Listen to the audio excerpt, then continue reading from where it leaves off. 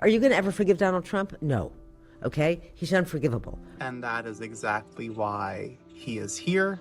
And that is why we will continue to be given more energies like his when we learn to catch ourselves instead of "how dare you," to say, "what can you teach me?" No one is faulting anyone for having these reactive tendencies to be in indignation, judgment, and fear. I do it all the time. Let's look in. Let's look at our own nearest relationships. Where are we withholding love? My name is Clark Nesselrote. I do many things in this life, and the through line of all of them is a desire to serve humanity and to support others in their journeys through these lives on Earth in a time that we are being invited to step into an entirely new purpose and power. What really kicked me off in my inspiration to record this video was an Instagram reel that I saw yesterday from Fran Lebowitz. I think holding grudges is the kind of contemporary version of having standards. Are you going to ever forgive Donald Trump? No. Okay? He's unforgivable. All right? No one should ever forgive him. And it really stirred something inside of me, because I know for a fact it is possible to forgive, because when we meet darkness with that kind of harmonic light, that is when the universe will say, oh, we no longer need to send men like that, because they have learned how to harmonize.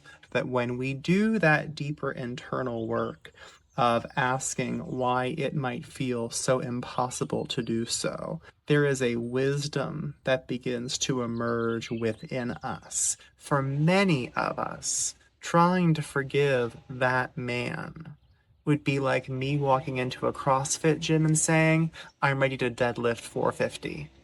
It's not gonna happen. It's not available to me yet. I haven't done the prerequisite work of building the smaller muscles over time that will enable me to take on that big lift. You know, there was a season in my life where people were trying to oppress me, where things were being said about me that were absolutely not true. I got some really good advice early in that process, which was, when they think you're gonna zig, zag.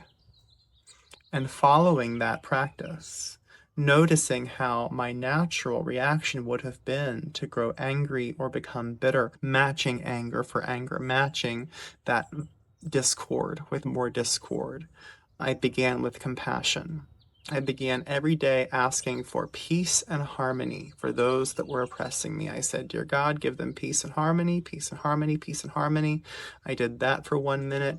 I then turned to myself for 15 seconds. Dear God, give me peace and harmony, peace and harmony, peace and harmony. And I did this 5 times a day.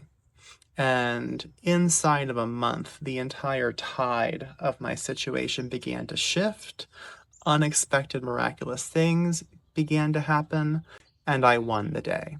If we can create peace within ourselves and create space for breath, we can build practices like meditation, even things as simple as good hydration. When we can begin to build these things into our lives that slow us down and soften us, then we begin to have some space. We can hear the clamoring sound.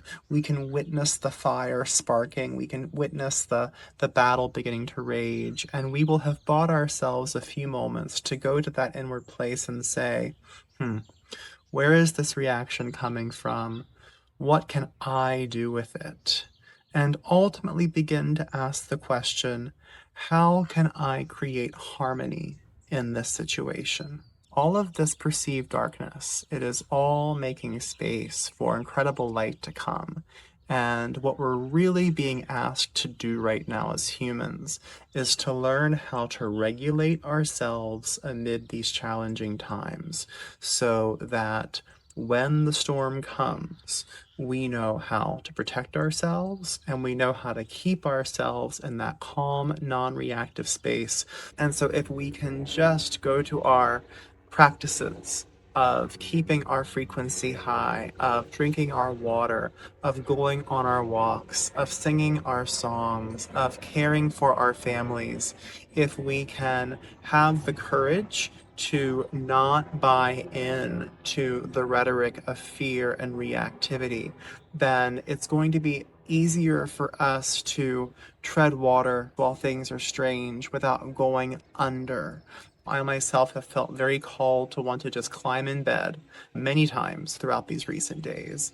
And one of my wisest teachers said to me, well, next time, just go for a walk. And it's challenging to get yourself out the door and go on that walk when you want to just climb into bed and kind of forget about everything for a little while. But if we dig in, if we take a deep breath, if we allow the trigger or the challenging moment to pass, and then remember our commitment to being part of the high frequency expression of light, we can take one step out the door and we can keep walking. And the next thing you know, you have gone on a beautiful walk and you've revitalized your body with sunshine and fresh air, and fresh inspiration has come. And now you've built some of that space into your life where when the next challenging thing happens, it's a little bit easier to go to that non reactive place. So here's what I'd like to really invite us all to do right now. Let's stop looking out at all the things that they are not doing in a loving way. Let's look in.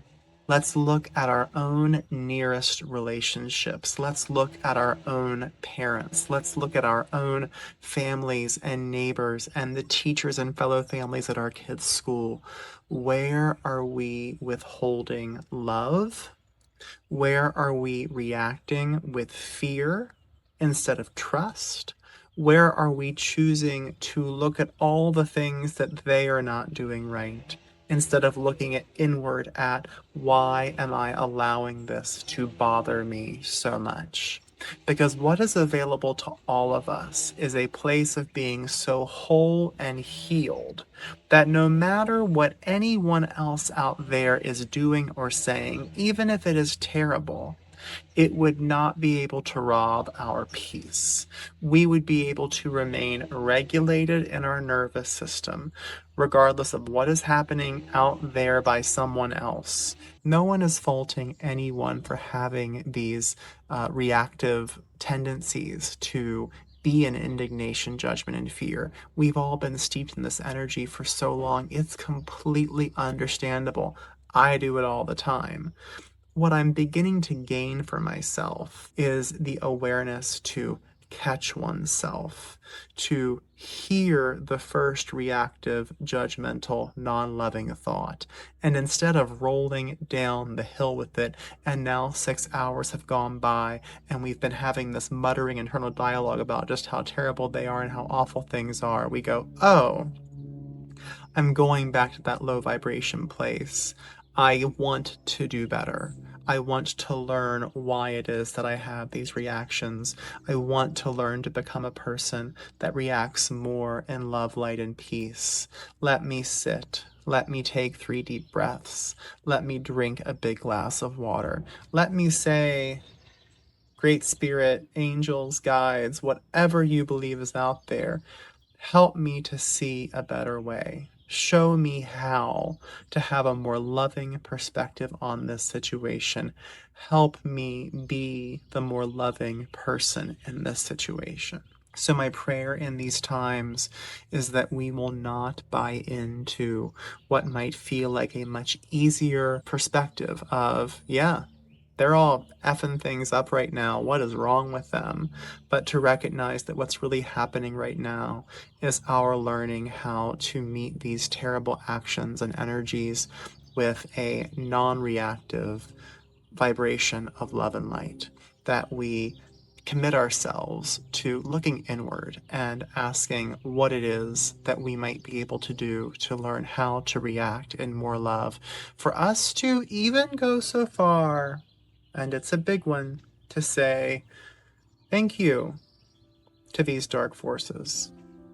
I recognize the role that you are playing in the elevation of love and light in our world. I recognize the traumas and the pains that you must have experienced in your own existences to have been led to behave in such a way. I commit to not hating you. I commit to offering you the love of my heart as a misguided fellow human, and I pray that both you and I might have the courage and the strength to ask, how can we do better? How can we be more loving? How can we all be beings dedicated to the noble work of channeling and conjuring light, love, and harmony on the planet Earth for the benefit of the entire cosmos?